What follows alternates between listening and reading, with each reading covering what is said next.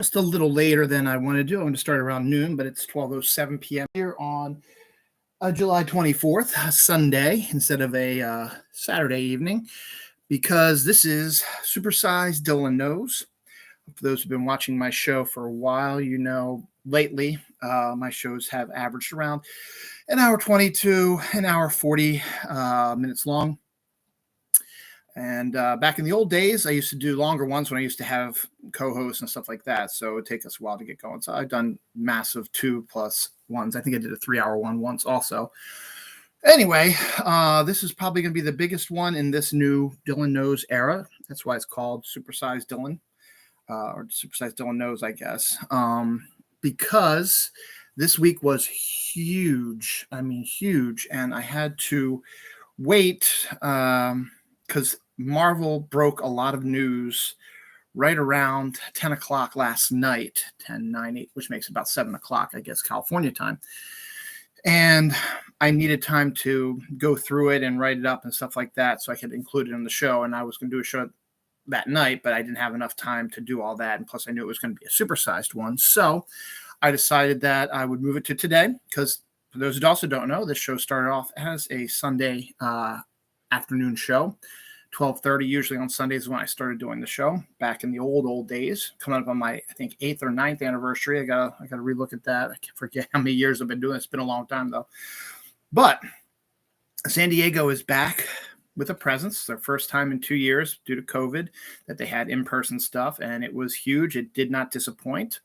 I was surprised by the amount of information that Marvel did release. I was thinking they were going to wait till D23, which is Disney's big convention coming in September.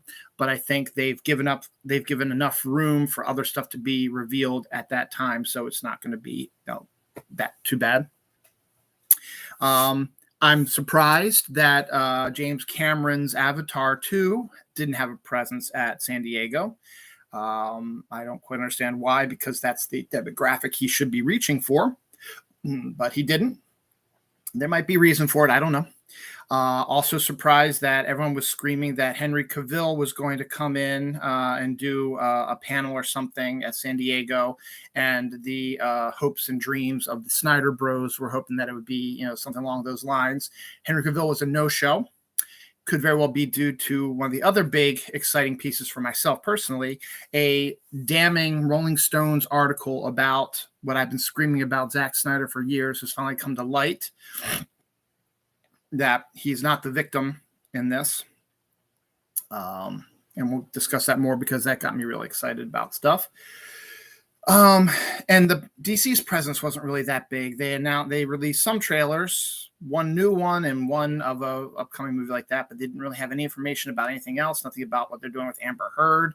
Nothing about any of the shows that HBO Max was supposedly working on. Now we know that J.J. Abrams is in hot water with them because he's not working on that stuff. You think there might be some other information that would be rolling out there, but no, DC had a very low, and even with their comic side, as of now, they still one more day, so obviously there could be, maybe I'm missing out on stuff because it doesn't start. Let's see, it's 12 on 10. It just opened its doors out in San Diego right now, so there could be some other panels coming up. So if there are some other big news that comes up, that stuff will be on next week's show.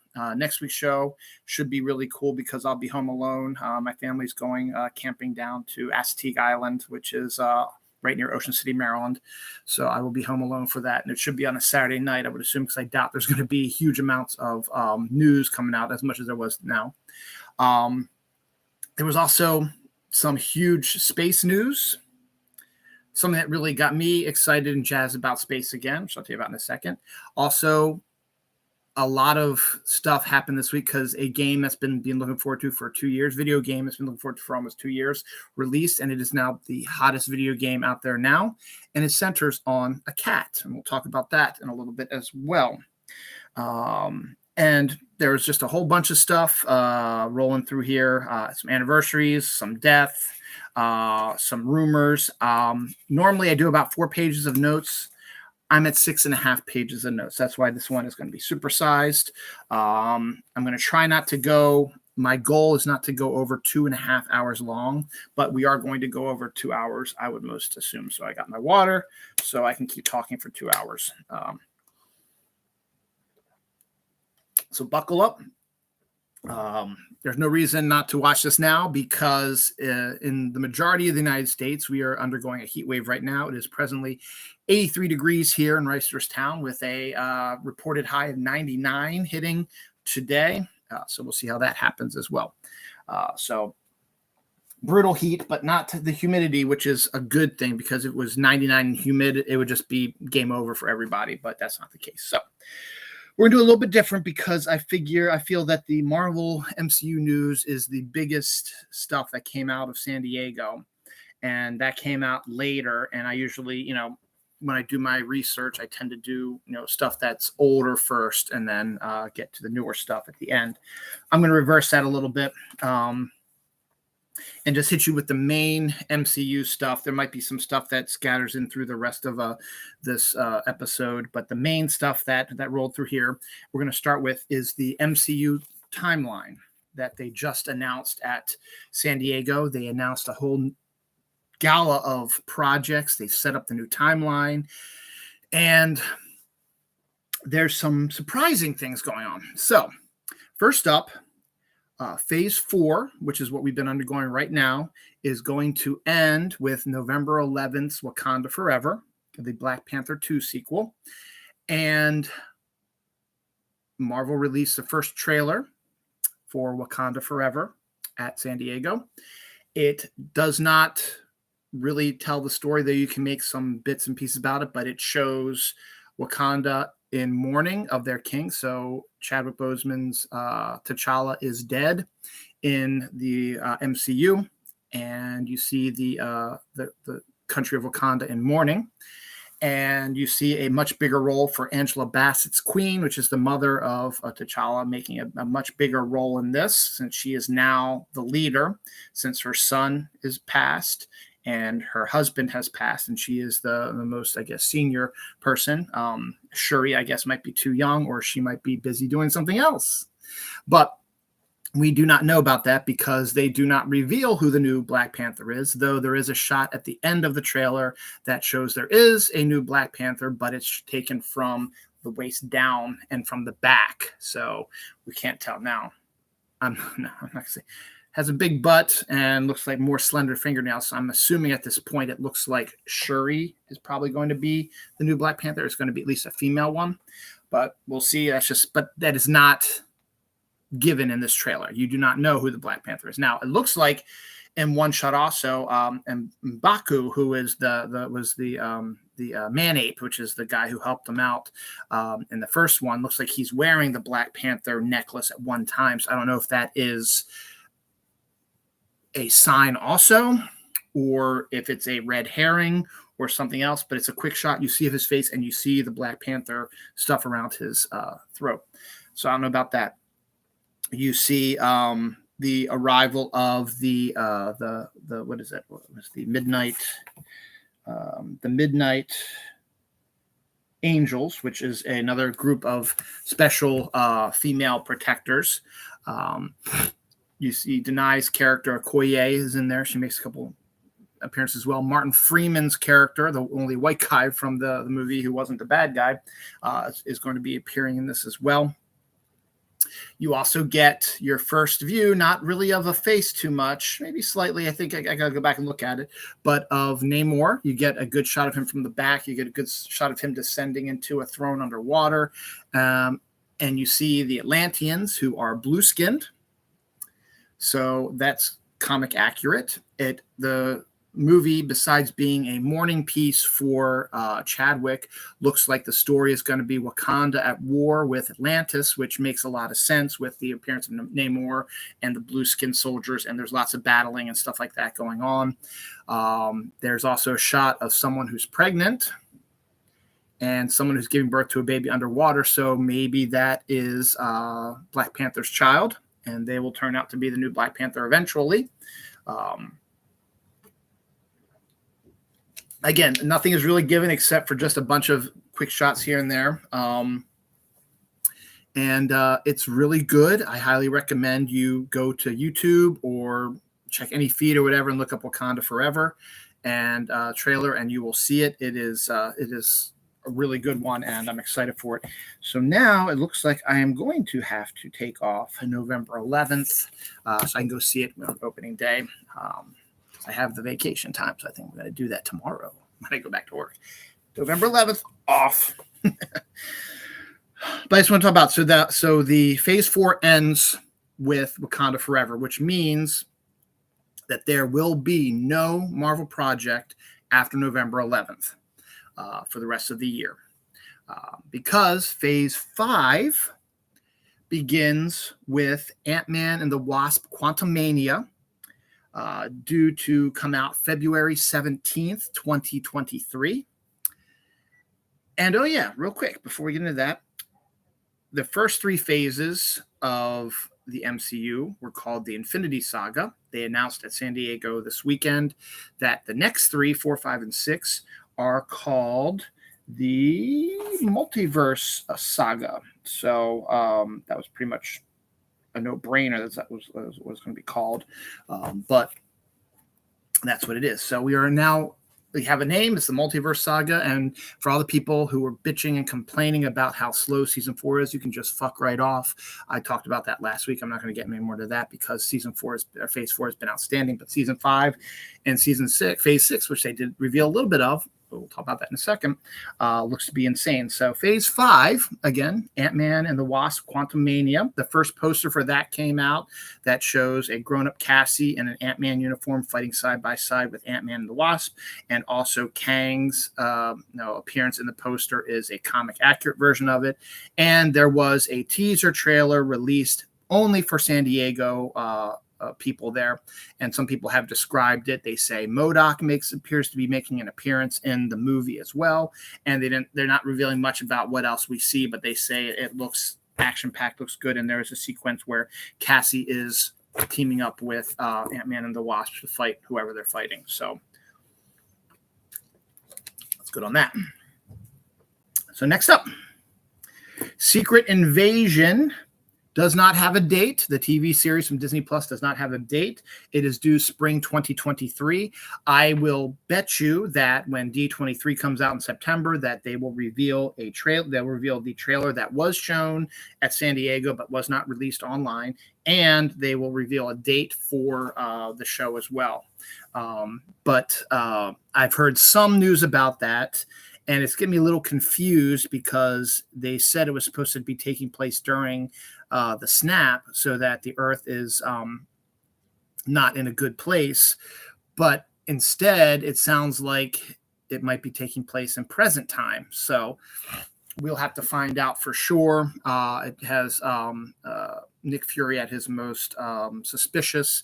They say, as I said, this is just people who saw it at San Diego Con to describe what they saw. So we'll see if that is indeed the case. But that is now official. I thought it might have been able to squeak in here in December, but it's not. It will be out spring 2023. I would assume probably early. So that means that there's going to be nothing between November 11th and now February 17th. We've gone through longer bouts, but still, that kind of sucks. Maybe they're thinking Avatar 2 is going to sort of dominate during that period. I don't know. So next up, we've got Guardians of the Galaxy 3, due out May 5th, 2023. Remember, these are all Phase 5 movies. They had, again, another teaser trailer shown there that was only available for the people who were there. And also James Gunn came out and talked a little bit about the story. It's supposedly going to focus on Rocket, which is a rumor that's been going out there for a while. There's rumors that baby Rocket Raccoon makes an appearance. They've also cast, real quick though, going back to Secret Invasion, they cast, where is that? I know I saw it here around here somewhere. Regé-Jean Page has been cast in Secret Invasion. So that was the news. And then Guardians of the Galaxy 3 has cast Chukwudi Awuji as the High Evolutionary, which means that'll probably be more. High Evolutionary is probably the one that turned Rocket into Rocket, sort of thing. So he's probably going to be in there as well. Gamora has joined not the Guardians, but the Reavers. So I'm assuming that might be the Stallone-led group, so he might be making an appearance as well in here. But we'll see how that all works out. But again, not much to reveal about that. I think D23 will be revealing the first look at Guardians of the Galaxy Christmas special, possibly also Werewolf by Night Halloween special, because those are more controlled by Disney than the comics, than the movies are. So I would assume that you're going to see all this information about, because all the TV shows that I'm getting ready to announce, you do not have dates yet. So we're assuming that just the general, this is when it's going to come out, but no actual real solid date yet. I'm assuming D23 is going to fill in those blanks as well. And some other stuff, again, we'll talk about that in a second. So Guardians of the Galaxy 3, May 5th, 2023. It's another day I'm going to take off. So it's Cinco de Mayo, baby. It's also my nephew's birthday. He'll be 15. Yeah, I think so. Yeah, he'll be 15.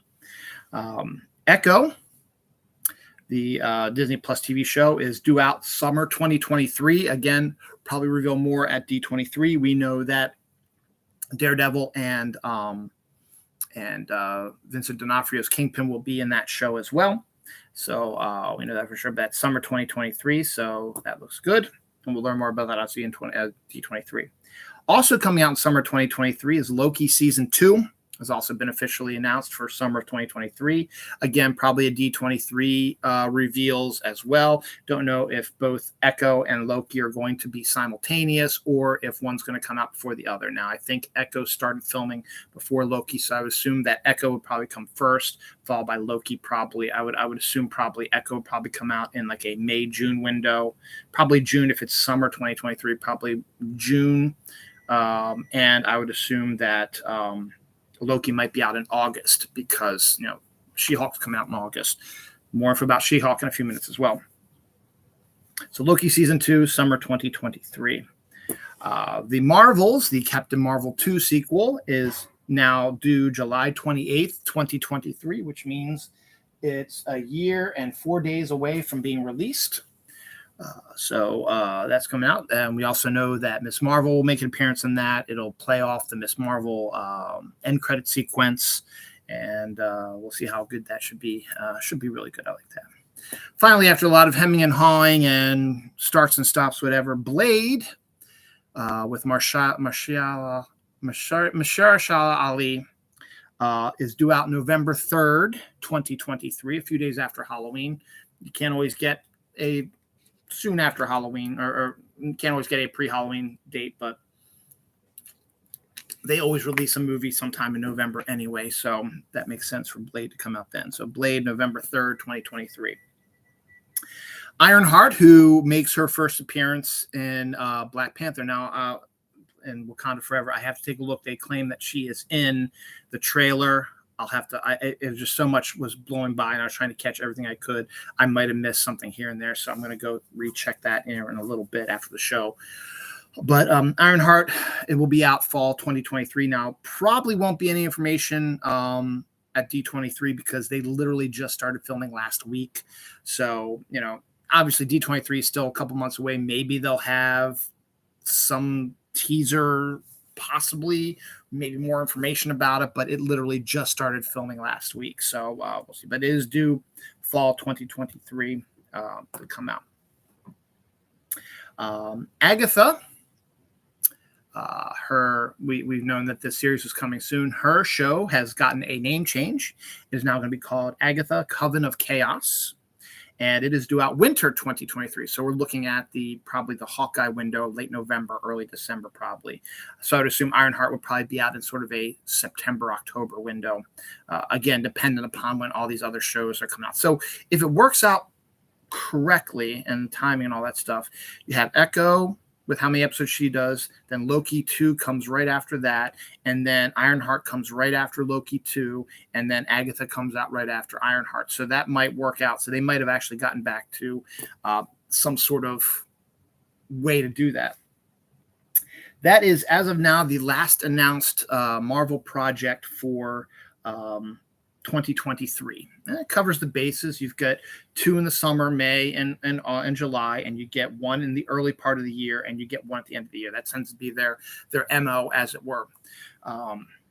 So the next thing I'm going to tell you about is something that was just announced at San Diego that caught me a little bit by surprise. I knew it was in the works, but I didn't know it was this close to being done. But coming in spring of 2024, which because of the surprising number of episodes this show is going to have, I would assume spring means probably March because there's a lot of episodes in this one.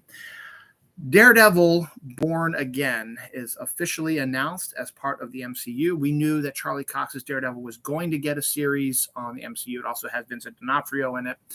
We knew they were going to get their own series, but again, it was just one of those things that we didn't really think much about it. But now we get the name Born Again, which makes perfect sense. Obviously, now a lot of people know that in the final season of Daredevil on Netflix, they did a sort of a Born Again sort of storyline. So the title itself is just, hey, we're born again now in the MCU.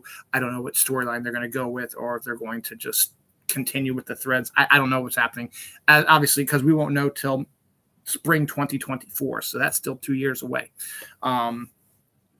Less than 2 years because we're in summer 2022. But regardless, it's over a year away. And, Daredevil is going to make appearances elsewhere in the Marvel Universe before then, as is the Kingpin. So we're going to set that up. So it makes perfect sense for them to drop in there. But they are getting 18 episodes, which is the longest amount of episodes for a series.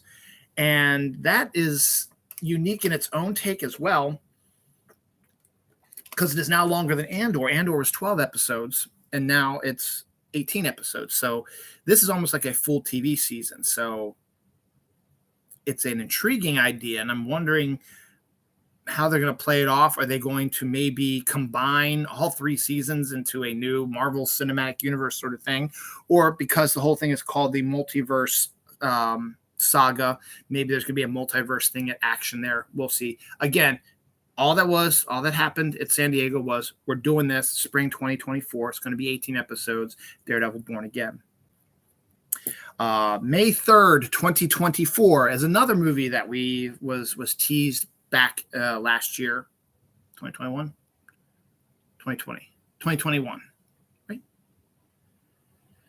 Yes, 2021. It was teased back in 2021. And now we have official, because as I said in my show last week, they have a director now. They know what they're going to do. Captain America, New World Order, which is Captain America 4 technically, with Sam Wilson as Captain America, is due out in the coveted May slot for the MCU, May 3rd, 2024,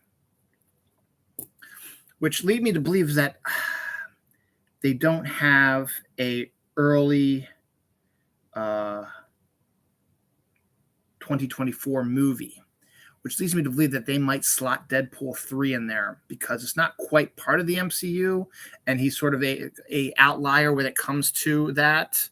And it would be a perfect multiverse thing as well. But I think they might be waiting on that because Deadpool came out in that sort of time frame. So I'm wondering if Deadpool 3 is going to drop in the beginning of 2024 because, as I said, they tend to follow the thing. They have a early film of the year, the May film, which in this case is Captain America, the July film, which I'm going to talk about in a second, and the November film, which we'll talk about in a second also. They've got all that lined up, but they do not have an early year one, I should say, which leads me, and there was no information at all about Deadpool at this at San Diego, but we know they've been working on the script and they've been working on stuff. They have a director in Sean Levy, who is going to be getting tied up soon with Stranger Things Season 5, so he needs to get his butt in gear and start working on that. That's coming out in 2024, around the same time, obviously, as Deadpool probably could be. So I'm betting that they're going to slot Deadpool 3 in February. I would almost make that.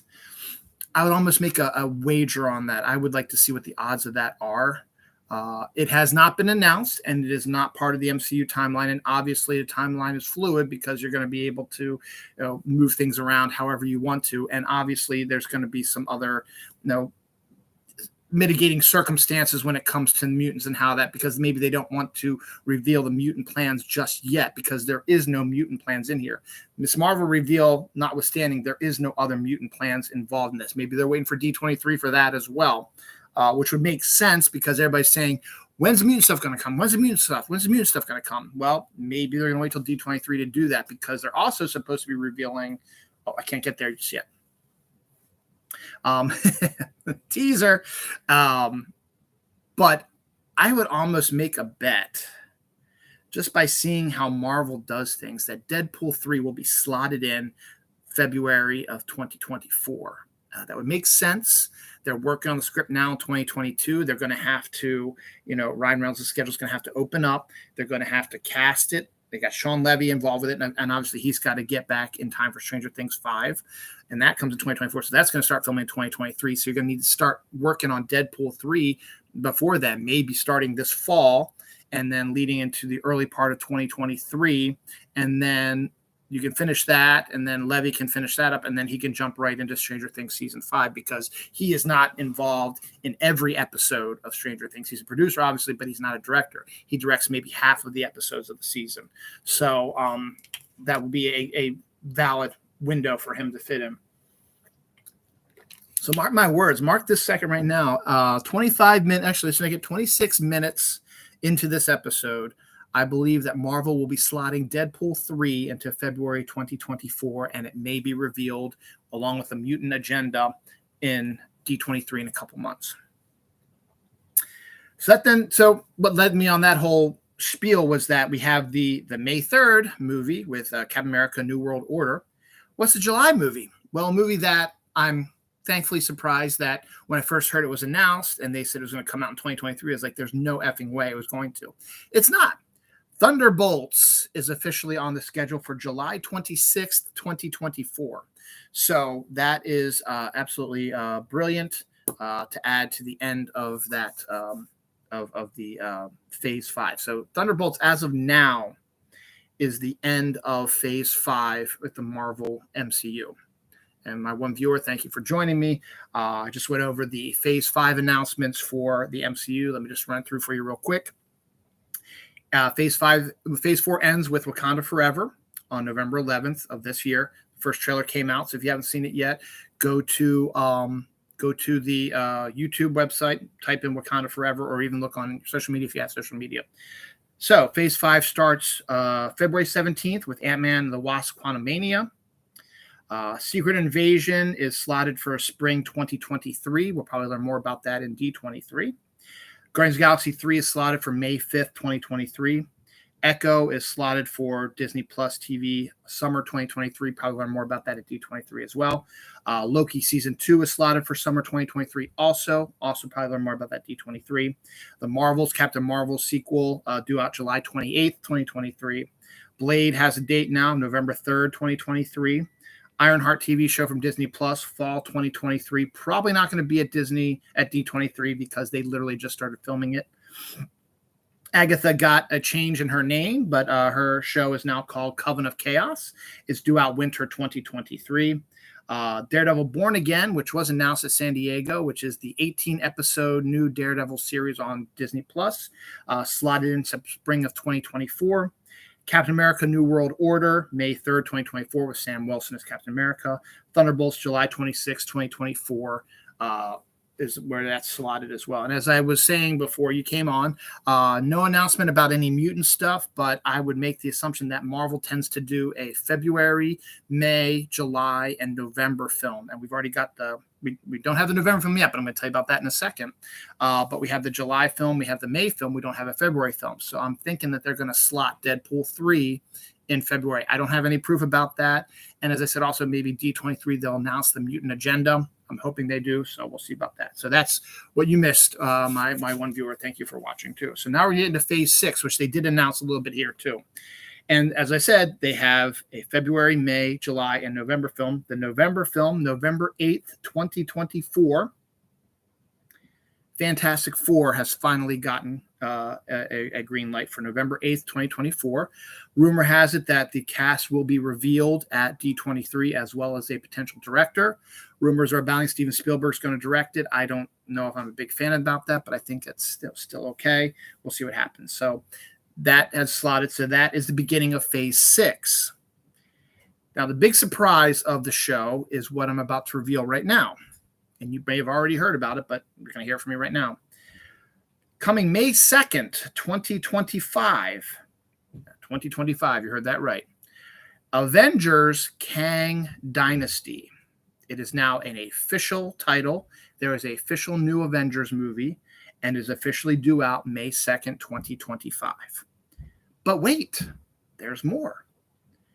Avengers Secret Wars is also due out in 2025, but it's November 7th, 2025. And much like how the first three phases of Marvel were the Infinity Saga, this is the Multiverse Saga. So 4, 5, and 6 are going to be the Multiverse Saga. So Avengers Secret Wars may end this phase 6. But I wouldn't be surprised because those are the only 3 that have been announced for phase 6. They have a whole bunch of other stuff that hasn't been slotted in yet, stuff that they're going to wait to reveal, either sequels or new characters or new TV shows, but they have the windows open. So there's going to be more to phase 6 than just those 3, but they wanted to get the excitement building for it. And that, again, phase 6 could also introduce some mutants, and they're talking about, and it could lead into 2026 as well. Right now, this is just stuff that they wanted to let you know about, to get it out there so you can start talking about it. So there's your Marvel MCU timeline as of now. So it's a lot of interesting stuff, a lot of good stuff. Looks like it's rolling through here. We were getting some stuff slotted where it's supposed to be. Makes a lot of sense. I have my own theories as I just went over them.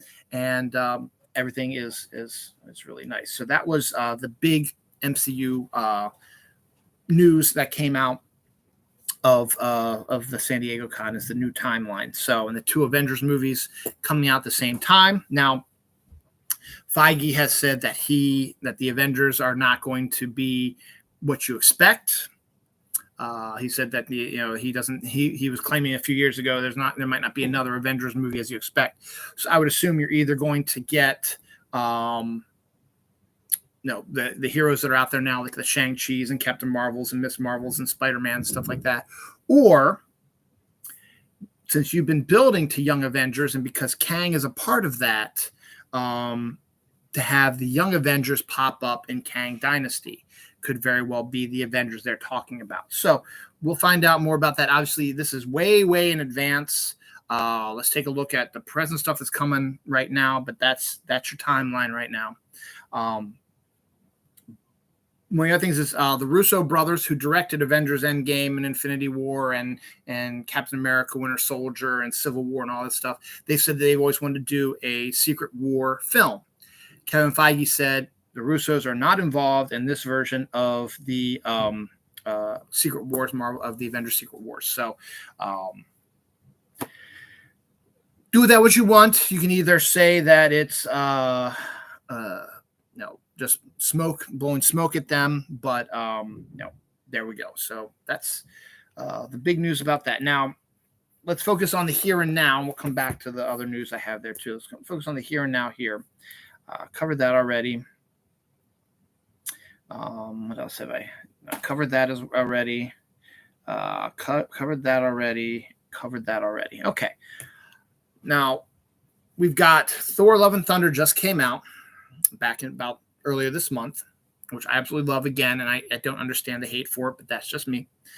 And the next Marvel event got a new trailer at San Diego Comic-Con. She-Hulk has now changed its name from She-Hulk to She-Hulk Attorney at Law. And they have a brand new trailer, which expands upon what the story is, showing more clips of it. And I tell you what, guys, I think it looks outstanding. That's just me. You can call me a homer, whatever you want. I don't care. It looks fantastic. Again, you can go to YouTube, type in She-Hulk trailer, Attorney at Law trailer, and it'll show you the new trailer that just popped up. So that's really cool. So I recommend you check that out because it's really good. The bits that we find out that we learn in this trailer is that it is going to be sort of a fourth wall breaking thing where She-Hulk talks directly to the camera a few times, which I think is kind of a cute idea. And the big reveal is at the very end where, again, we don't see from the face up. We just see from the face down. a potential Daredevil appearance, because there's a guy wearing an old school Daredevil uniform, the yellow and orange sort of thing, holding 2 billy clubs, standing on a rooftop. So who else is that going to be except Daredevil? So besides being an Echo, it looks like we're going to get Matt Murdock's Daredevil in She-Hulk as well. Now, there was also, we also know that the Abomination is going to play a part in it, and we see the Abomination in that, and we see, I forget the actor who plays him.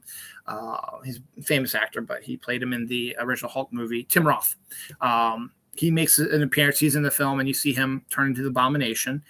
Wong from Doctor Strange continues his tour through the Marvel Universe, and he appears, it looks like, in at least a prominent episode, at least, talking about how the world is going to end. So Wong appears to be the one who's going to be the guide through this multiverse, the multiverse saga, because he's been in like almost everything that's come out so far. So now he's going to show up in this as well. So that should be an interesting take home. Well, and that could also set up the Abomination joining the Thunderbolts, which is another rumor that's been progressing as well.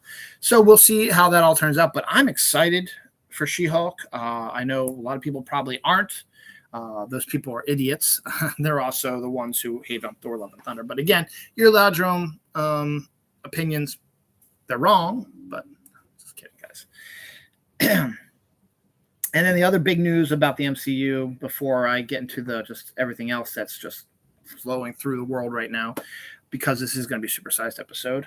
Borat 2's breakout star Maria Bakalova, who got nominated for an Academy Award this year for playing Borat's daughter, is going to be the voice of Cosmo the space dog that appeared in Guardians of the Galaxy. So apparently Cosmo is going to make a big appearance in Guardians of the Galaxy 3, considering it's going to deal with the High Evolutionary and Rocket Raccoon's evolution from animal to talking animal. That would make sense to do that as well. Could be Cosmo, could be another one of these High Evolutionaries animal toys as well. So that should be really cool. So we should see that really good. So that's the majority of the MCU stuff. As I said, I got a whole bunch of stuff here, but I think I'm just going to start from the beginning here. Oh yeah, we'll do this as well because I've already talked about it. This list came out a few days before Marvel's announcements at San Diego Comic-Con. This came out like Wednesday or Thursday or something like that. But a full list of copyrights that Marvel has made over the past year or so. And after the announcements, we can understand, oh, okay, I got it.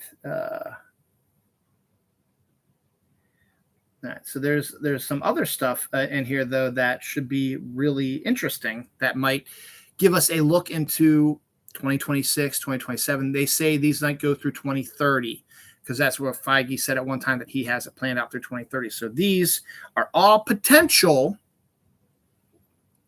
shows and movies coming out. Some could be shows for Disney Plus. Some could be movies.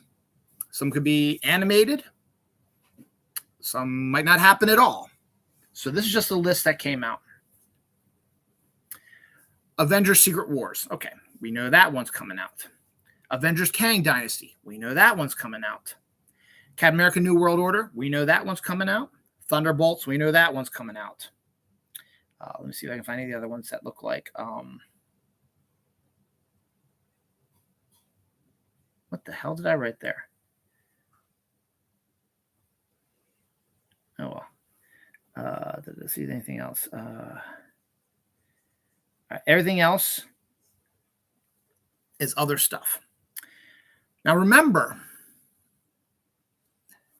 the Infinity Saga was phases 1 through 3. The Multiverse Saga is 4 through 6. Here's a couple of other really interesting things. The Eternals Saga has just popped up as a copyright.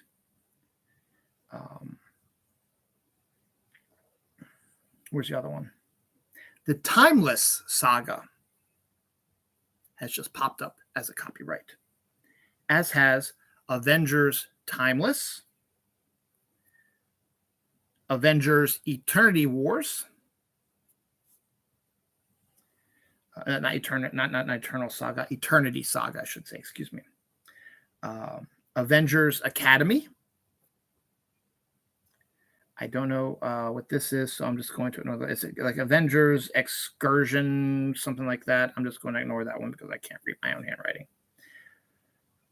Shang-Chi and the Wreckage of Time. Potential Shang-Chi saga, a sequel.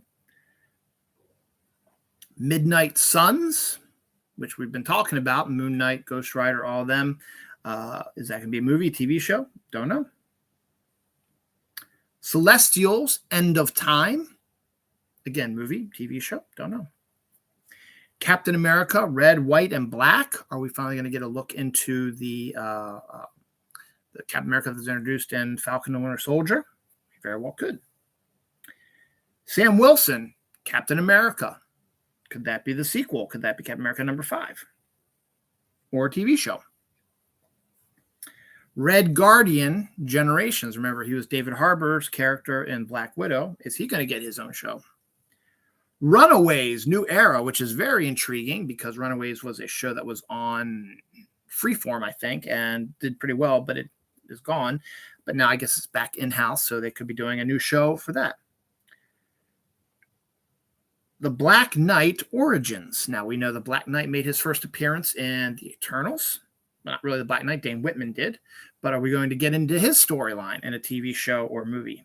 Very potentially could. All these, again, are just copyrights that Marvel has claimed.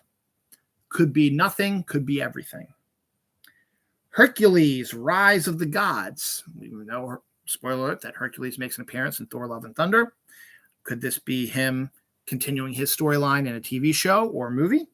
Very well, could.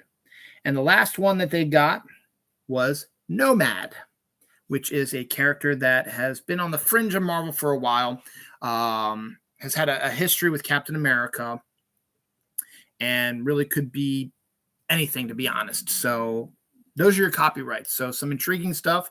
Are we looking at this multiverse saga is going to end up with? Are we going to deal with a timeless thing, a time travel thing? Are we going to deal with an eternity thing? It should be, I mean, and you have to do that.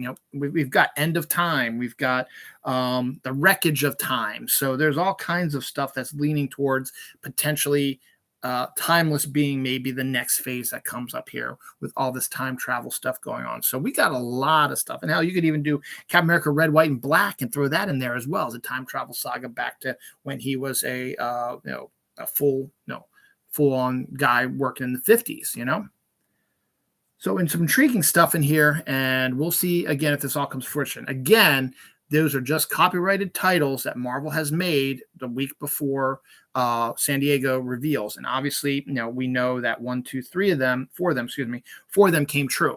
So again, we'll find out what happens with that. Now, the other big thing for Marvel that came out during San Diego this week was the animation aspect of the Marvel MCU on Disney Plus. They had their own panel because they didn't want to connect it with the MCU stuff because it's technically in its own little world, even though What If had some aspects appear in the live action movies. So obviously we're getting a What If Season 2. I think they said that is... let me see if I can find the actual time about that. What If Season 2 is coming in 2023 and has already been renewed for a 3rd season because it's easier to do it with animation because it takes about a year to do the animation. Now, obviously, with, what the original What If came out in 2021, this makes sense. They've been working on it. That's not going to be released this year. It's going to come out in 2023. So it would probably get a 3rd season, which would probably come out in the 2025 zone, probably, because the animation takes time and voice work, stuff like that. Elizabeth Olsen said she will be voicing the Scarlet Witch in the new What If season. So if there's a Scarlet Witch thing, it will be voiced by Elizabeth Olsen. So that's good as well. So we get that. So What If Season 2 in 2023 and has already been renewed for a 3rd season. So we will be getting a What If Season 3. Marvel Zombies, we also was announced, I think, last year's D23, being an animated film or animated show, is going to be the first mature audience rated show on Disney Plus. Obvious reasons, it's Marvel Zombies. So there's going to be lots of tearing of, if you saw that episode of What If, they just gave you a glimpse of what they could do. Now they're going to really go wild and crazy with it. due to come out in 2024. Obviously, that would cover the window. So What If comes out in 2023, Marvel Zombies comes out in 2024. What If Season 3 comes out in 2025? Makes perfect sense to me. We also had news. I don't think I see it on this side. Let me see if I can find it around here too. Spider-Man Freshman Year, which is another animated film that we got announced at D23 last year, which is going to be animated covering his first year as Spider-Man, wearing his homemade costume and meeting MJ and Betty and all these and Flash and Ned and all these. They're going to cover all that. Now Tom Holland is not doing the voice of Spider-Man this one, and I doubt Zendaya will do her voice. But who knows? We might get some of the other characters to actors to do their voice for this. But it is going to be Spider-Man Freshman Year. They showed some design work for it and some of the characters. One of them looks like Amadeus Cho, who is a character from the Marvel Comics as well. So that should be an interesting take if that is indeed true. It has also been renewed for a second season, which would be called Spider-Man Sophomore Year, obviously. Also, Charlie Cox is Daredevil, who is all over the place now, is in She-Hulk, is in Echo, and is going to get his own series. Is now also making an appearance in the animated world. He will be voicing Matt Murdock in Spider-Man Freshman Year as well. It has gotten, as I said, renewed for a second season already in advance of its new season, which didn't give a date when it's coming out. But I would assume probably in 2023 as well. I don't think anything, as I said, I don't think anything animated is going to be coming out this year. Probably 2023 would be a better window for those. So we'll see that come up as well. So those are the main animated stuff we want to talk about. Now, this is a fringe Marvel thing, but Sony is still connected to Marvel somewhat, not only between their sharing the rights of Spider-Man, but Sony has the rights to all Spider-Man's characters. Except for like the ones that, have already showed up in the movies now, or Sony makes a deal, then you can have them, whatever. But in this case, we have the Madam Web movie, which is, got a great cast, has started filming this week. Sony has announced that it's being pushed back to October 6th, 2023. It's supposed to come out earlier in 2023. It is now due out later in 2023. So October 6th, 2023, we will see Madam Web make its appearance on movie theaters. So we got that, and I think right now I think that's all the ones that I have Marvel related here that you might be interested in. So we're going to start talking about some other stuff in here as well. We might come across some other Marvel stuff in here too. So now here we are, 48 minutes in, almost 48 minutes in to the show, and I haven't even scratched the surface of what I'm here to talk about. So that's why it's called Supersized Dylan Knows. So let me get a drink here real quick. So let's get moving. The Wheel of Time, Robert Jordan's, the adaptation of Robert Jordan's Wheel of Time. The first season came out on Amazon last December, did very well in the ratings, so Amazon renewed it for a second season. Second season is due out, probably going to say in December again of this year. It is announced that it will be out this year, 2022, because they finished filming months ago. I would assume they're going to probably keep their distance, though, because Lord of the Rings comes out on Amazon in September, so you run that gamut till, let's say, October, and then you give it a little breather in between so you're not fantasied out, and you drop Wheel of Time Season 2 sometime in the November-December window, which is when you did it last year, which makes perfect sense to try to keep it on its same sort of schedule. They've also renewed it for a third season. So for fans of the Robert Jordan book series, like my wife, they're going to be able to breathe a little bit and be able to expand and get more out of the books. Now they have a third season rolling through here, so that's good on them. Speaking of the Lord of the Rings, their new trailer popped out this week at San Diego. A bit more in depth, shows a bit more of the characters. We get, including the bad guys, we get a look at a young Sauron. We get a look at the Balrog from the original trilogy movies. And I have that elsewhere around here, but I will check it off when I get there. Ooh. Yes, there's my other fun thing that I'm going to talk about probably a little later down the line.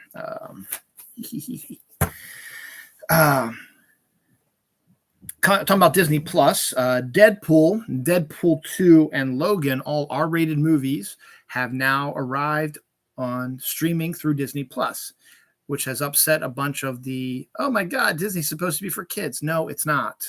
It's for everybody. There are kids sections.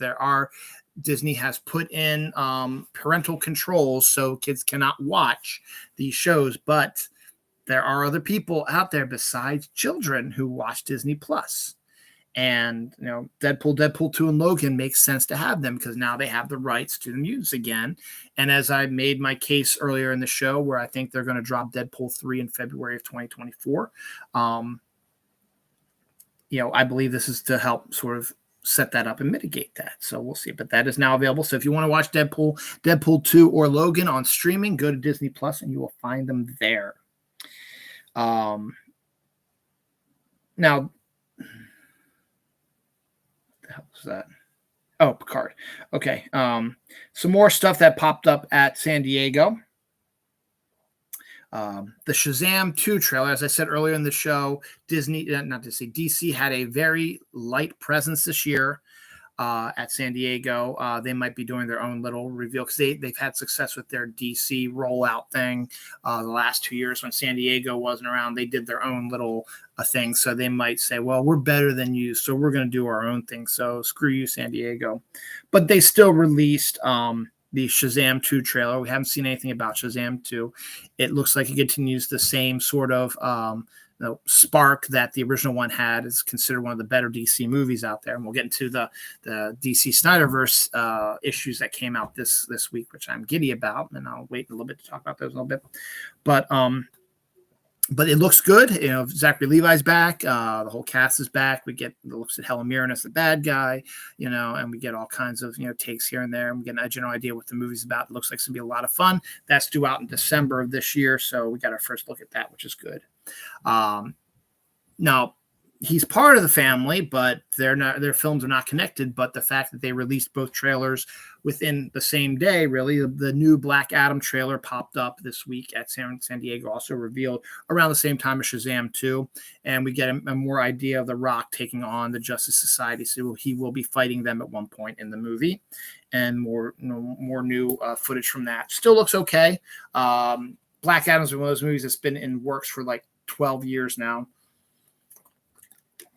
Maybe not 12 years, maybe like 8 to 10 years, but it was announced a long time ago and it's finally coming to fruition. That's coming out in October. So something not comic book related. Actually, no, let's just do that real quick. Something comic book related, but not Marvel DC. Keanu Reeves made an appearance at San Diego's massive Hall H, which is where the Marvel Cinematic Universe stuff did theirs and all the big groups go to. And he has a creator-owned comic that is through Boom Studios, which a friend of mine I used to work with at Diamond, Philip Sablik, is one of the big wigs there. He's written this comic called Berserk, and it is a hugely violent film.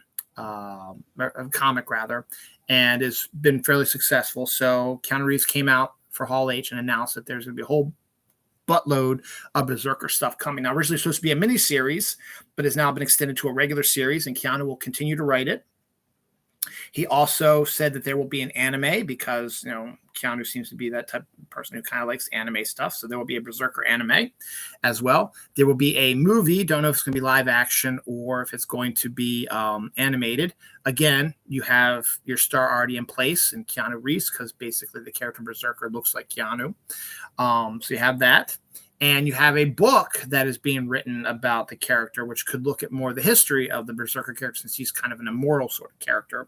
And Keanu wanted to reveal who the author of the book was, but he was told he could not just yet. But he seems giddy about the fact that a character that he created is going to be in an actual novel written by one of his favorite novelists. So that should be a really interesting pull on that. So good on Keanu for doing stuff like that. Now, real quick, talk about Hall H. Now, right before the Marvel panel, the Hall H fire alarm was pulled right before it. So I don't know if that was someone trying to get a better seat or trying to steal the look at stuff before anyone else could. And I just saw something else. So one more thing about the Disney Plus stuff. I Am Groot, the animated series that was announced at D23 last year, which is a number of shorts that feature Groot, got its first trailer. That's coming out in August, so we're actually going to see that earlier than later. And it looks cute, and it's computer generated, so it's not 2D animation, it's 3D animation. So that looks really cool. And since we're here, I may as well. Also at San Diego, Keanu Reeves also revealed the first trailer for John Wick 4, which is due out March 2023. If you like the original 3 John Wicks, this one looks to be fairly similar. Getting more general idea of the storyline. But it also highlights the amazing action sequences that you expect from a John Wick film. So that came out this week as well. Star Trek had some announcements this week. They had a presence in San Diego. They had the first teaser trailer for Picard Season 3, which for those who have been following know that that's going to be a reuniting of the entire Next Generation cast in their forms that they are now, their older forms now, in the final season of the Picard show. This is the last one they're doing, so why not go out with a bang, obviously. Star Trek Strange New Worlds is going to have a crossover with the animated Lower Decks series. Don't know how that's going to work out, but that should be pretty interesting to see how they're going to do that. The first trailer for Dungeons and Dragons with Chris Pine and Michelle Rodriguez and Hugh Grant popped out this week. And this movie looks fun as hell. It looks similar to, when you saw the first trailer for Brendan Fraser's The Mummy, and you're like, okay, this looks interesting. You go in and you enjoyed yourself. It's a fun, fluffy sort of type of film. You're not expecting a lot of stuff about it, huge things. It's just a fun film, and this trailer looks like it's going to be a fun film. And fans of Dungeons and Dragons will get a kick out of it. People who like fantasy movies should get a kick out of it as well. It looks a whole lot of fun. That's the word I can keep saying about this. It looks like a lot of fun. Prey, the kind of not really prequel, but like the first Predator movie, where Predator takes on a group of Native Americans during the early part of our world. Had another trailer come out this week as well.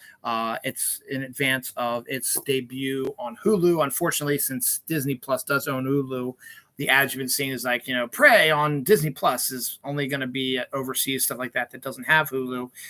This movie will only be on Hulu. I don't have Hulu, so I was kind of disappointed. I was hoping it's going to be on Disney Plus, but it ain't. So, but the trailer continues to show some stuff.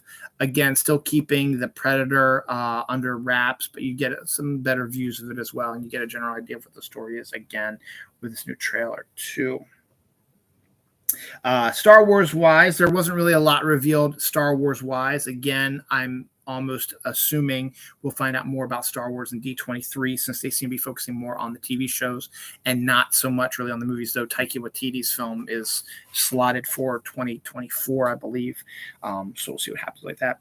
But this was the casting of this was the show The Acolyte, which is one of the ones that was announced at D23 last year that not a lot of people know of. It's a completely different sort of story set in a different time frame that's going to have nothing to do with the original sort of sagas, but takes place in the Star Wars universe.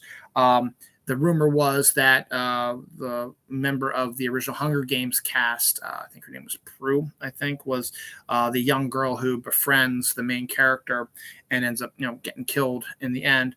The actress who plays her, Amandla Steinberg, was offered the role in The Acolyte, and that was a rumor that came out last year. It's official. She has been cast in the role, and she made her first appearance at San Diego, announcing the whole Acolyte thing. So that's pretty good also. The other interesting story about Star Wars also, I think I might have to wait on this one, though, because I don't know where I put it. I'll wait till I find it. But there is another Star Wars thing that was announced at San Diego that I have elsewhere in my list. I got a ton of stuff here to go over, so let's keep moving. We're almost an hour in here, and I'm barely scratching the surface.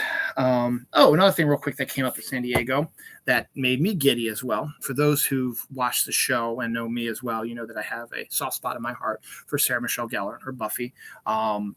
And Sarah Michelle Gellar made an appearance at San Diego Comic-Con this week, promoting her new show. Let's back up here a second. back in the late 90s, I guess maybe more along the early 2000s, MTV, the former Music Television, spent more money on TV series, original series, and reality shows than they did on videos. So MTV sort of became a joke because it was no longer music television. It was just MTV. Movie television, you could call it, whatever. Anyway, they created the Scream TV show based on the popular movie, which is a little bit different than the Scream movies, but it has sort of similar take to it. And it was, I think it lasted 2 seasons, but that's about it. They also released a little TV show called Teen Wolf, also related to the 1980s film Michael J. Fox, but they decided to take a more supernatural, Buffy sort of take to it and brought the world the amazingness that is Dylan O'Brien. But then it only lasted a few seasons and then it disappeared. Well, there had been talk of a reboot movie or whatever. Well, Teen Wolf, the movie, got its first trailer. It's going to be out on Paramount Plus. They got its first trailer. It brings back most of the cast. I don't think Dylan O'Brien is in it, but it brings back most of the cast. And it also serves as a backdoor pilot for Sarah Michelle Gellar's new show, which is now called Wolfpack, which is a spinoff of Teen Wolf. Now, not much information is given about it. Is she going to be the head of the wolf pack? Is she going to be a werewolf? Is she going to be the heroine of it? Is she going to be the villain of it? Is she just going to be one of the werewolves? Don't know. But someone of her caliber will probably be the leader of the wolf pack or the lead actress in it. But we don't know anything more about it other than Sarah Michelle Gellar is in it. So I'm excited about that because I love me some Sarah Michelle Gellar. And, of course, it's on Paramount Plus, so I won't be able to watch it anyway. So, oh, well. Also revealed at San Diego, Tommy Sowers joins the National Treasure TV show, Disney Plus TV show, which now has a name called Edge of History. And what is that? Also, a teaser. The teaser debuted also. Didn't show much. Just showed the lead actress going up to like this wall that had a map on it, whatever, and she turning at it, and it was like National Treasure, blah blah blah. So we'll find out. I bet we'll find out more about that at D23, and don't know when that's going to come out. It's supposed to be out later this year, so I'm assuming maybe this might be Disney's Marvel show. It's not a Marvel show, obviously, but it's going to take the Marvel slot in December that usually they have a show in, because there is no Marvel show slotted for December this year. But also, Harvey Keitel, who starred in the original movie with Nicolas Cage, will be reprising his role as the police officer who is a member of the that secret society that's protecting the treasure. Will be making an appearance in the show as well, along with Nicolas Cage's sidekick. I forget his name, like Brody or something like that. His sidekick is also going to make an appearance. So it's connected to the National Treasure world, and it's not a remake or reboot. It's connected. It's just someone else is into the series as well. Now, Sci-Fi also had a trailer starring Jacob Batalon, who was Ned Leeds in the Spider-Man movies. He is the lead in Reginald the Vampire, a comedy horror show that's going to make an appearance on Sci-Fi. I believe it's later this year.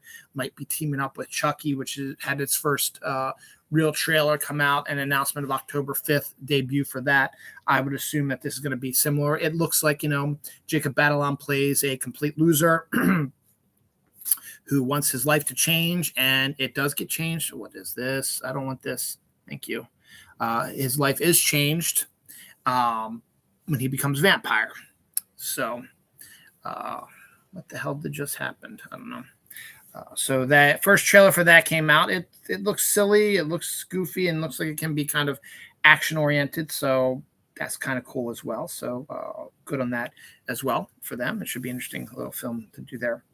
The Sandman trailer, a new in-depth trailer for Sandman, which is coming out in early August on Netflix, made an appearance at San Diego. It continues to pique my interest and looks really good and expands upon what we're going to be seeing. We get to see more of the characters, a good deal of what Death is going to look like, and some of the other Endless, and then some of the other fringe characters. I think we get our first look at Lucifer and a few others as well. So we got it looks really good. I'm really excited for it.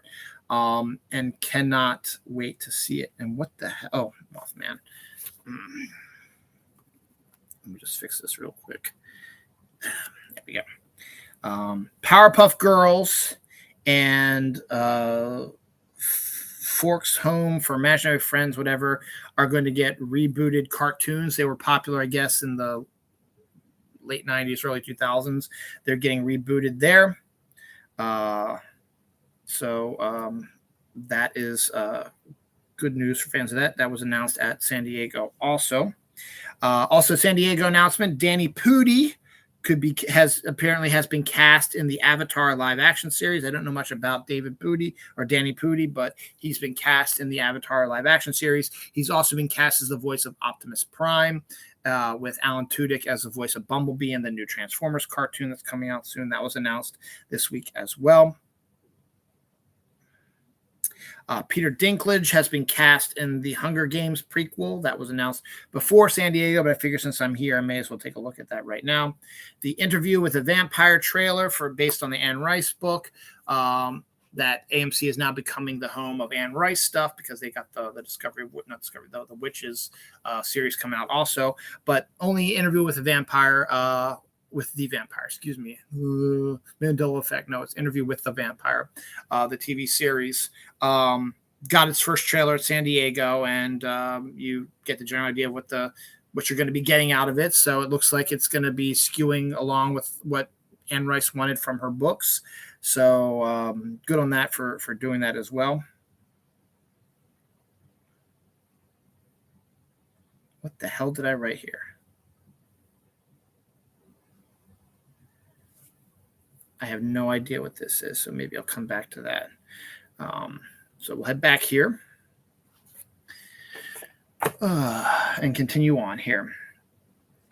The hottest video game of the year so far was announced a few years ago and is finally coming to fruition as it was released this week. This video game is about a cat in a dystopian world where you control the cat trying to make its way through this dystopian world. And the game is called Stray. Stray is the most popular game, hottest game in the world right now. Tons of videos about it, tons of comments about it. There's a whole new Twitter page that was created of people videotaping their cats, watching them play Stray and how they react to it. It has become the gaming company that released it has become its biggest release ever.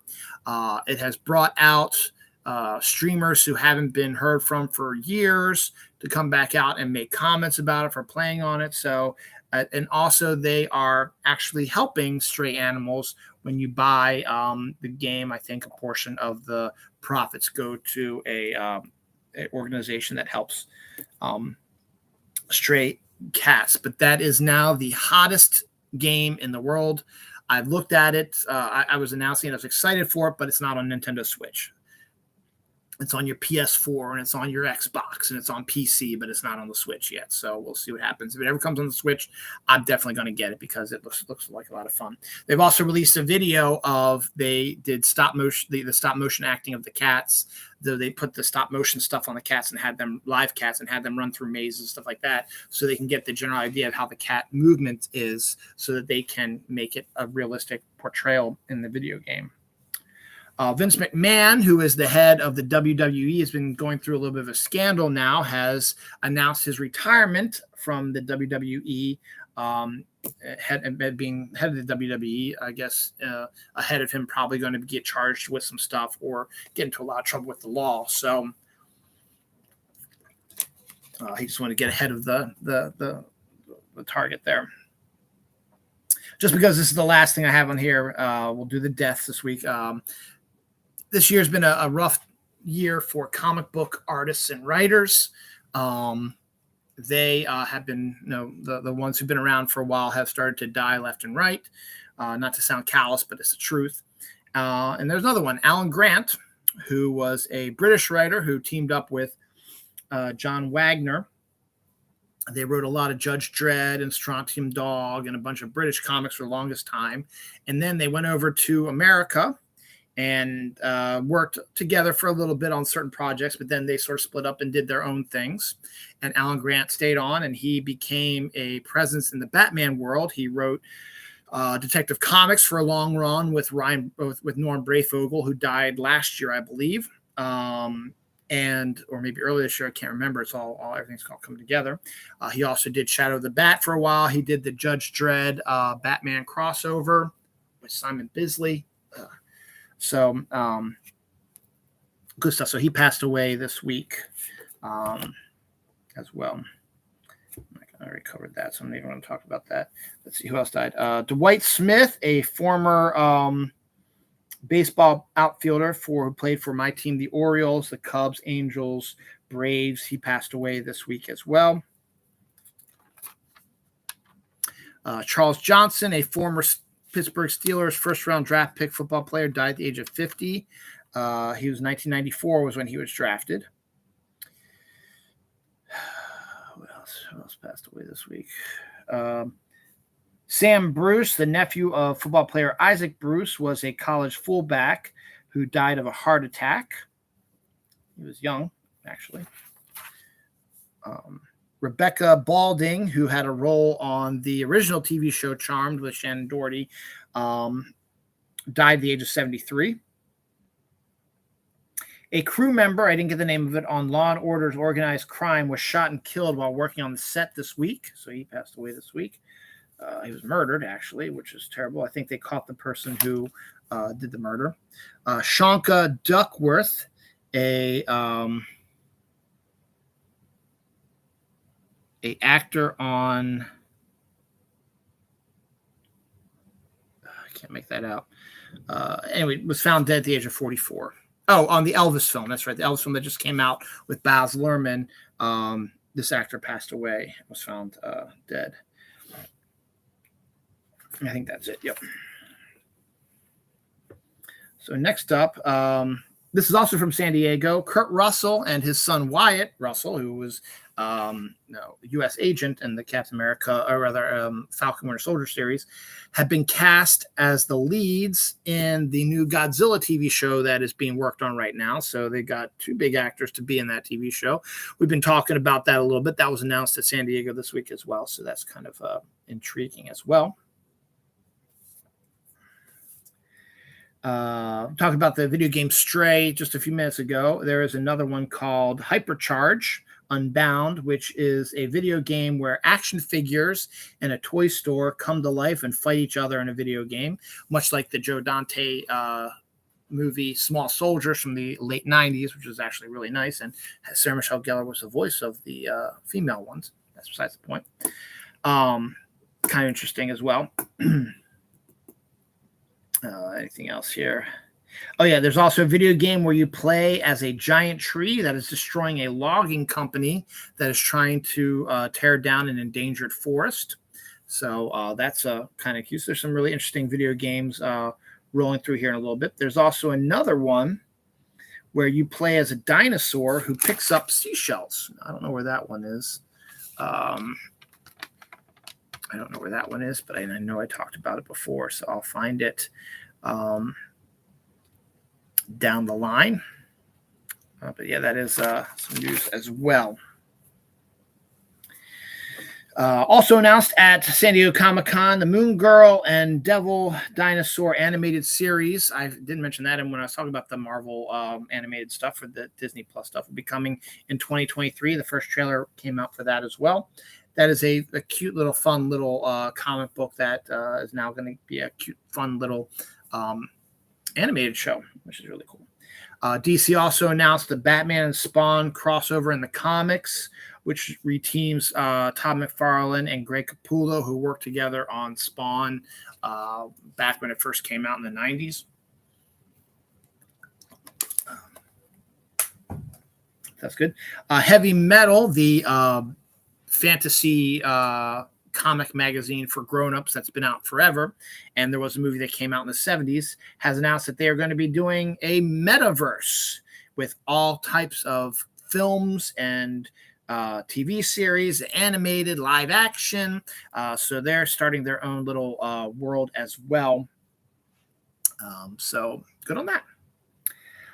One of the coolest space pictures ever came out this week. And that's one of the reasons why I'm really excited about this week also, and why we have the supersized Dylan knows.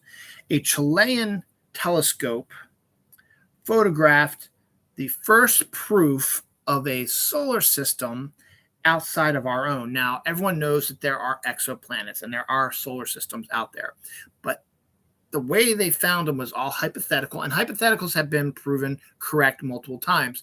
Uranus, Neptune, Pluto were all discovered through theoreticals, and eventually discovered through telescopes to be verified as being true. And then we sent probes out there, and we know that those planets exist. So theoretically, they found them, and theoretically, they were proven that they were out there. So there's millions of exoplanets that have been discovered. So that's not a big deal.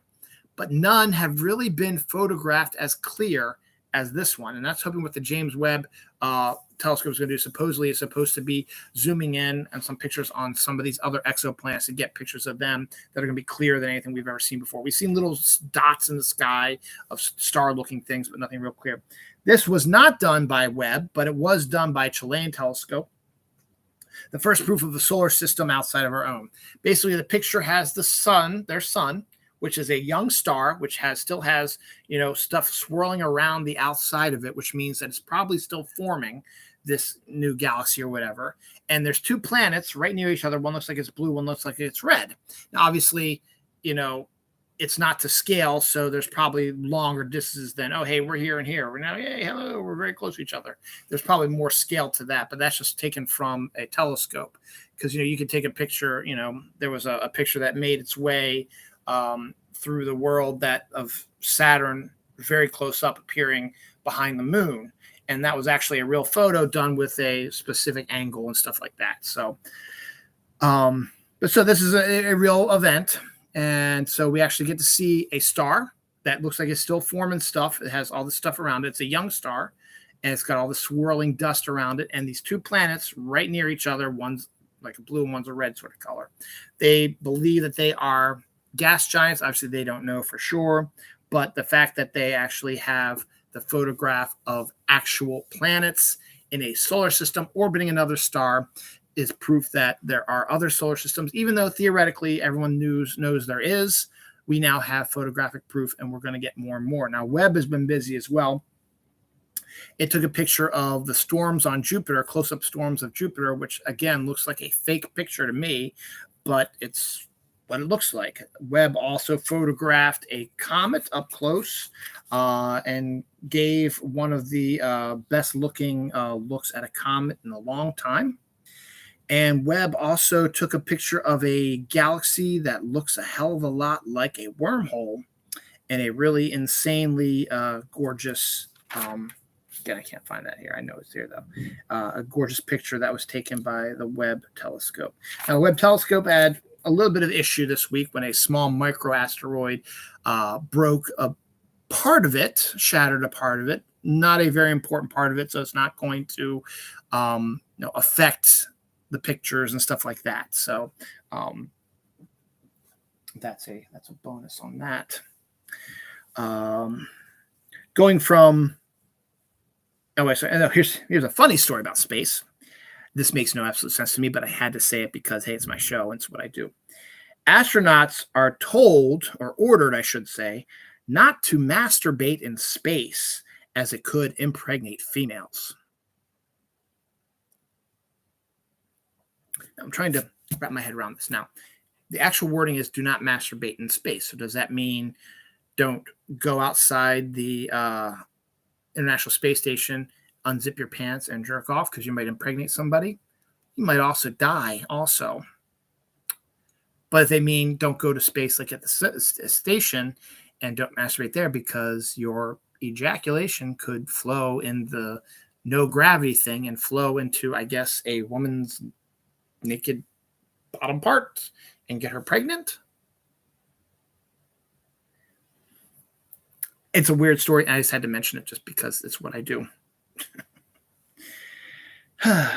Going from that crazy story to another one, I personally believe in Bigfoots and Sasquatch and stuff like that.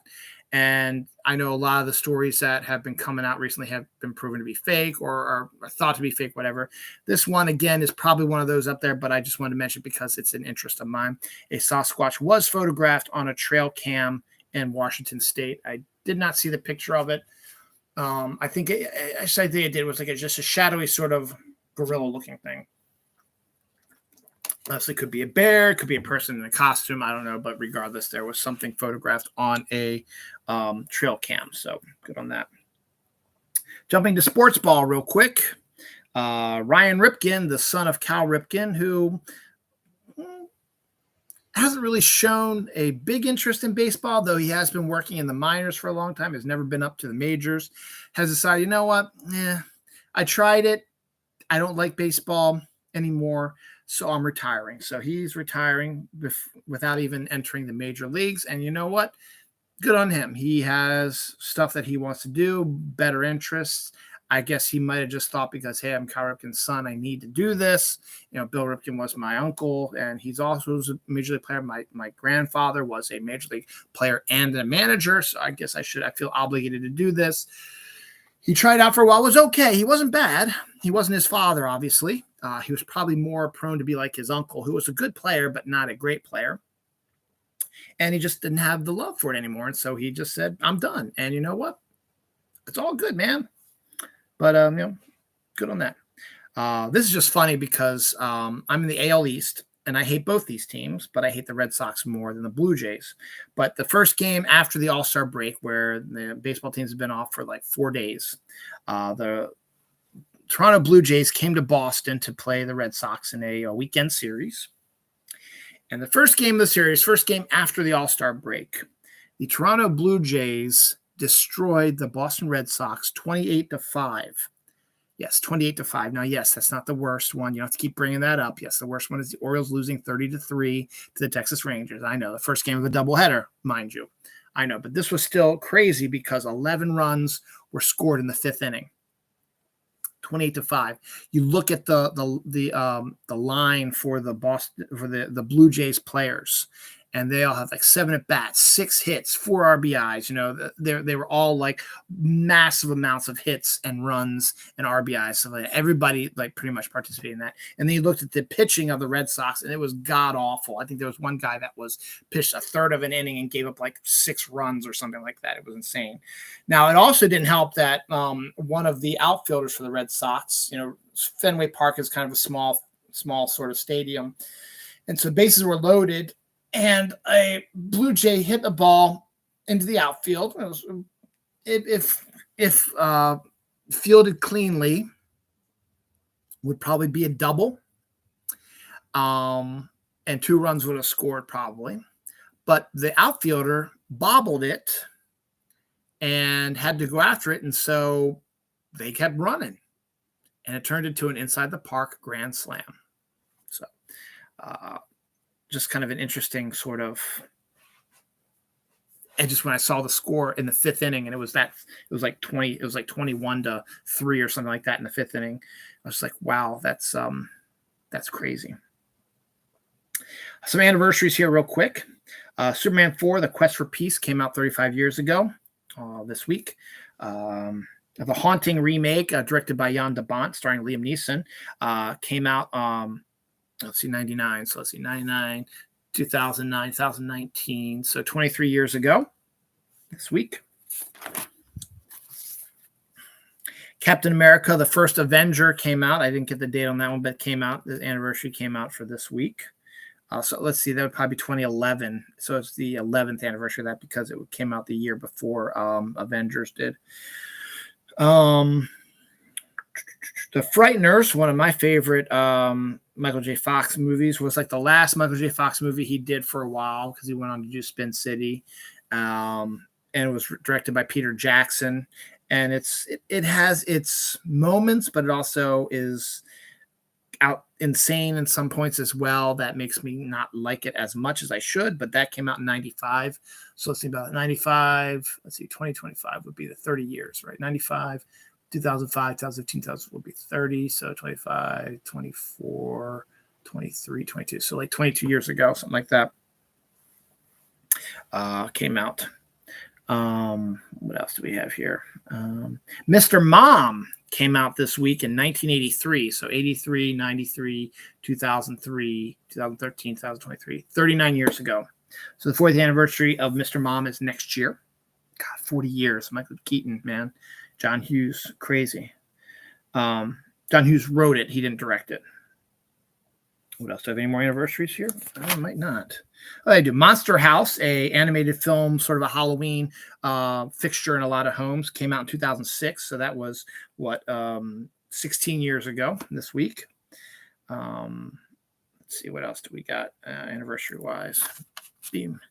Dark. Okay, this is kind of a two for one good, one bad sort of. So The Dark Knight Rises, which was the finale of the Christopher Nolan trilogy with Bane and Catwoman and with Anne Hathaway's Catwoman, stuff like that, came out 10 years ago. So that would make it 2012. But I will never forget this. So it came out 2000. It came out in 2012. And at a midnight showing of Dark Knight Rises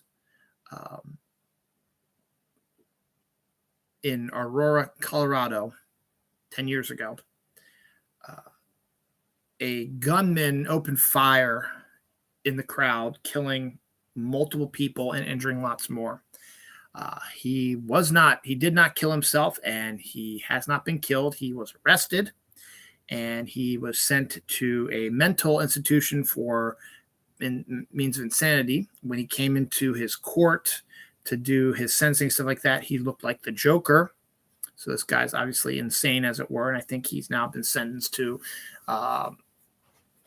insanity or whatever. I'm not sure, but it was a huge attack on a group of people who were just wanting to watch a movie, and a lot of people at first thought it was part of the movie, but when they started seeing him come through and start shooting and killing people, it was became all too real. So lots of people died, lots of people were injured. The Hans Zimmer, who did the score for Dark Knight Rises, made a special song for them called Aurora for the victims that he raised money for their hospital bills or for help or for the families or whatever. So kind of a hard anniversary there, but it's connected to the Dark Knight Rises. Going on a different bend, Revenge of the Nerds came out this week in 1984, making that, 38 years ago. Now, Revenge of the Nerds has not aged too well, only because there's a lot of stuff that happens in it that you're not supposed to see, but we'll go on for that. The Conjuring, the original one, came out in 2013, so that's 11 years ago. I'm sorry, 9 years ago. 9 years ago. So that came out as well. The Neverending Story came out 38 years ago. We're talking about that. Bill and Ted's Bogus Journey came out 31 years ago. That was the sequel to Bill and Ted, where they end up in heaven and hell. The other big movie that came out had an anniversary this week, 36 years ago. Aliens, the James Cameron, Sigourney Weaver film, came out 36 years ago. Arachnophobia, one of my favorite movies, which I saw multiple times in movie theaters. I really liked it and enjoyed it a lot. Came out 32 years ago. God, I'm old. And the last anniversary is Mamma Mia, which I enjoyed also. The film version of the musical came out 14 years ago. So Amanda Seyfried and Meryl Streep. So there we go. So we're at the hour and 30 minutes page, and we're moving right along. About halfway done. Another page done. Come back to San Diego.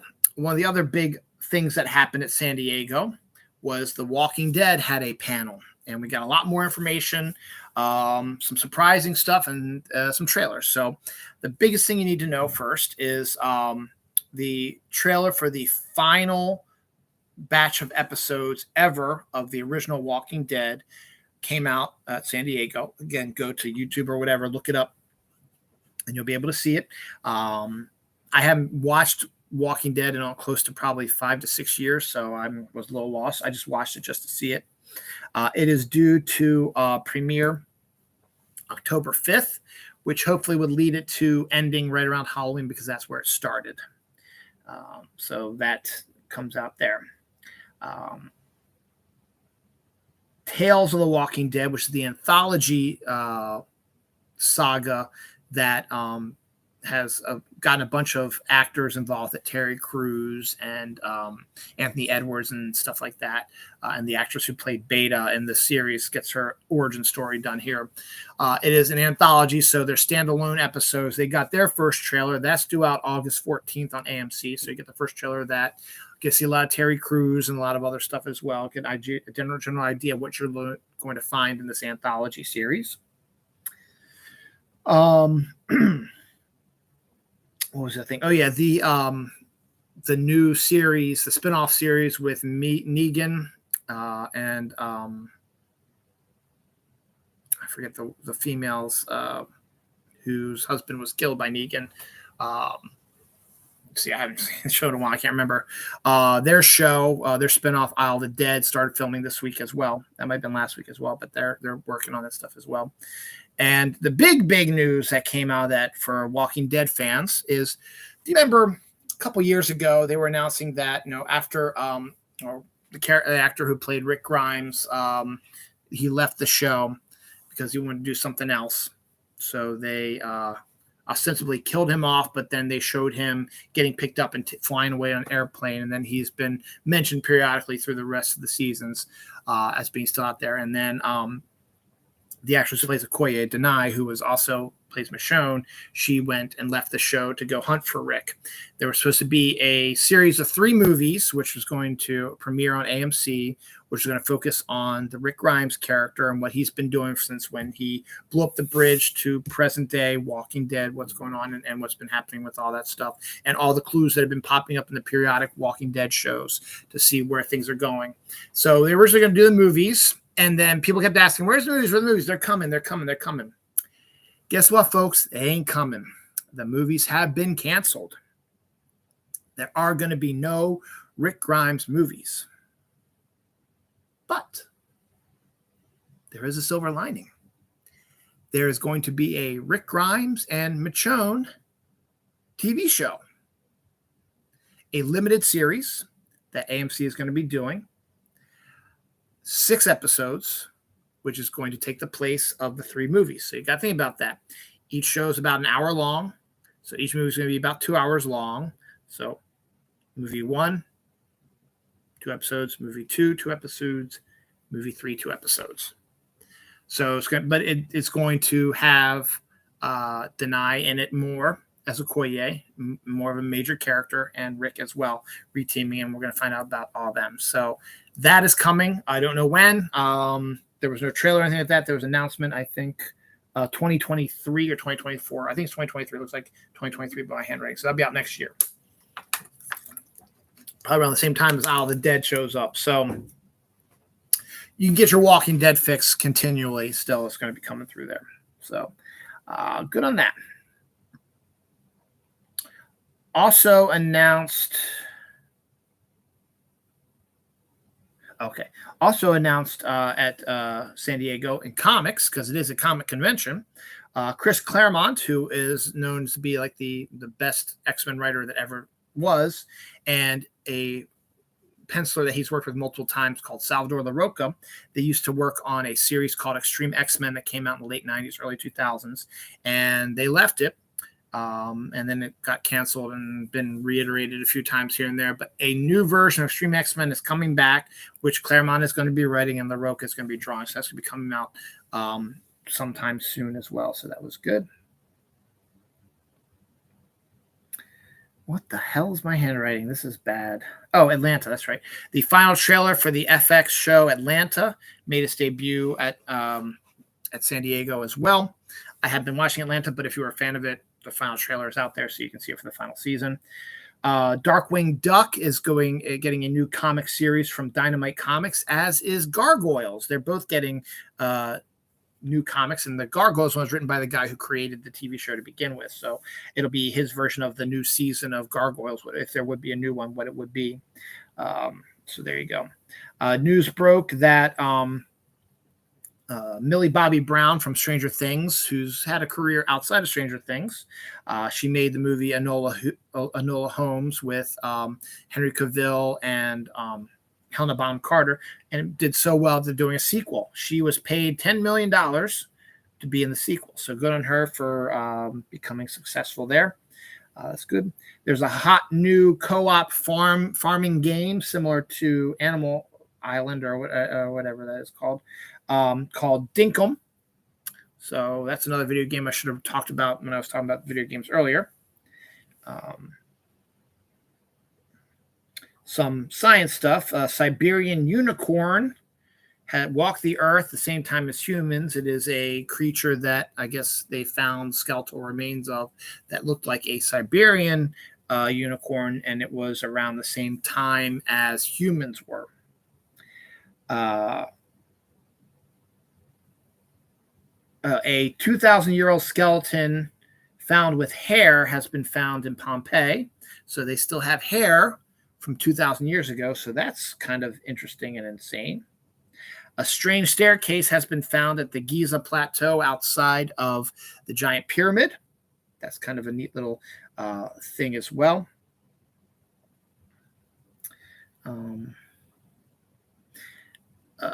Scientists are alarmed by a teen who is breeding millions of frogs for a frog army.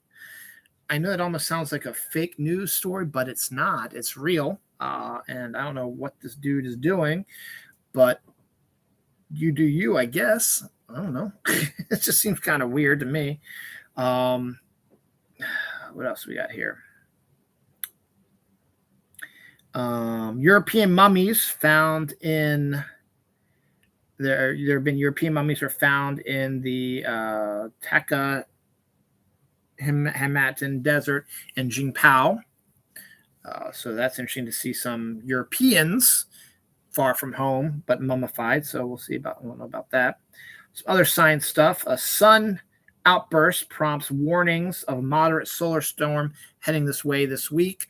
Just means that it's going to probably knock out some communications here or there. You might have some disruptions to your social media and your computer programs probably early in the week, since it was the burst happened this weekend. So we'll probably see it within the next day or so, probably, I would assume. Ghosts of black holes from another universe have been discovered. Not exactly quite sure what that means, but they've been discovered by scientists. So is it a burned out black hole? Is it a proof of that black holes are portals to another universe? Don't know. At the same time, photographs have been shown by scientists of an object exiting a black hole, which has never been seen before ever as well. So some interesting black hole stuff going on, and which leads us to believe that we know a lot less than we think we know. We think we know it sucks in stuff, but there's more to it than that. So we'll find out more about that. Anything else science related here? A rare triple star system, which means 3 stars. Now you have the dual star ones you've seen before, but there's a triple star system. Was at one time a 4-star system. And one of those stars, I believe, was gobbled up by another one. So there were 4 stars, and one of those stars gobbled up its brother or sister, and now it is a 3-star system. Now, could it gobble up the other ones till it becomes the only star out there? Very possible. But the fact is that something right like that has happened.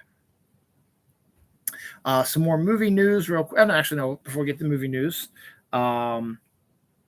This is the first sort of like food thing I've done. Ice Cubes, which are those cube gum things that usually you get at the grocery store or whatever, has a glitter gum out now. So for fans of glitter, you can get yourself some glitter gum.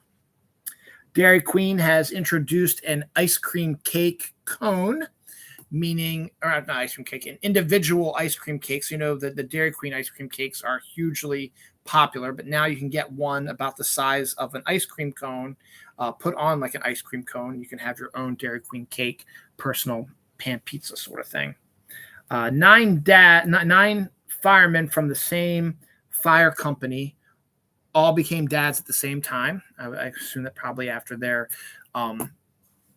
2 weeks being away from home for 24/7, they probably went back, impregnated their wives, and they all are going to have babies at the same time, which they did. It's a picture of all 9 of them holding their children up. They were all born within the same time frame. So obviously they all impregnated their wives right after they at around the same time. So good on that. The Department of Defense has established an office to track UFOs. Now, we've been seeing a lot of information from the government about talking about they've been following UFOs and doing stuff like that for a while, and this is just more proof that they are really serious about it and they're doing stuff. So there is now an office run by the Department of Defense that's tracking UFOs. Now, this is not fake news. This is not from a fake website. These are from multiple websites that I've seen. So that's true.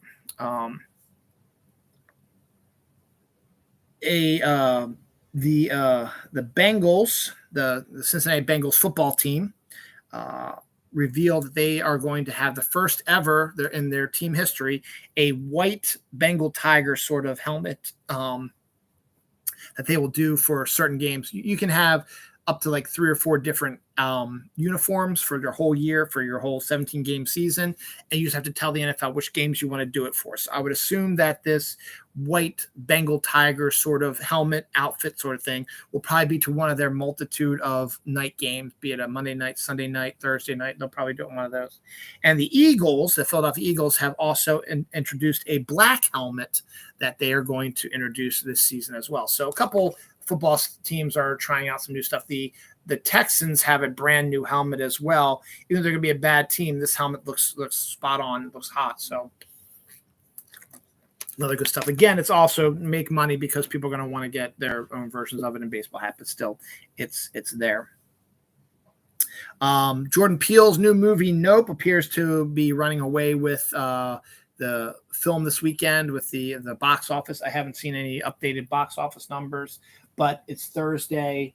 The Thursday sneak previews made $6.5 million, which is good for a movie sort of like in that Nope sort of caliber. I mean, you're expecting the Marvels and the Top Guns, stuff like that, to make much, much more, but a lower budgeted film like Nope was not expected to make that much. They were expecting maybe 1 to 2 million. They got 6.5 million. So let me just see if there is an update on the box office for Nope.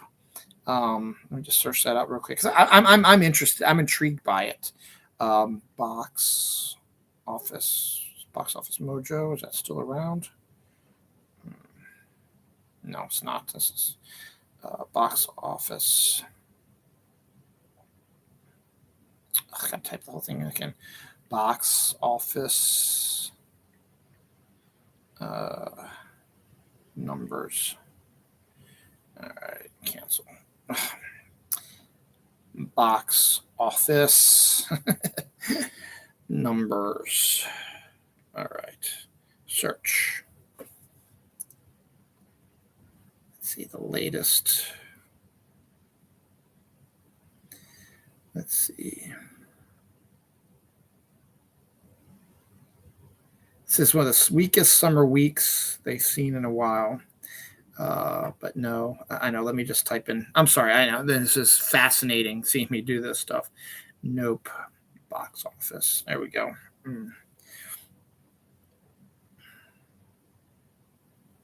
Okay, here we go. Oh, not bad. This week, according to Exhibitor Relations Company on Twitter,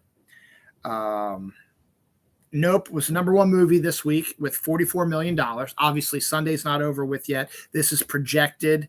They'll change the numbers up on Monday once they get the final numbers, the tallies, but this is just projected due to people who've ordered tickets ahead of time and just exit interviews and stuff they've seen. So Nope is number 1 with $44 million, which is absolutely amazing and brilliant, and applaud them. That's outstanding. Thor, Love and Thunder is $22 million. Minions 2, $17 million. Where the Crawdads Sing, which I've heard a little bit about, made $10.3 million. Top Gun 2 made $10 million. So outstanding work when you combine the original content of Nope and Where the Crawdads Sing. You get $54 million total, which is outstanding, considering the box office has been inundated with, sequels, stuff like that, which is expected, and they're popular, and they're fine with that. But the fact that Nope made $44 million is outstanding. So good on that, and good on them for that. John Boyega is not sitting on his laurels. He's going back to doing dramatic stuff. He has a movie called Breaking coming out soon. The trailer was released this week. It looks a lot like Dog Day Afternoon, about a guy who holds hostages in a bank, and the situation that comes up around that. The Children of the Corn remake. We lost last week. I told you the Salem's Lot remake was supposed to come out in movie theaters this year. It's been... I smell water. I hope it's not my water heater. I don't think it is. Just the air conditioner came on, I think. I'll check it out later. Salem's Lot has been moved to next year. So what are you going to do for your Stephen King fix? Well, a Children of the Corn remake, which I did not know was even a thing, is due to come out February 2022. That's a really strong water scent. I don't hear anything. It's the air conditioner is on, so it's just the air conditioner. I mean, it is 91.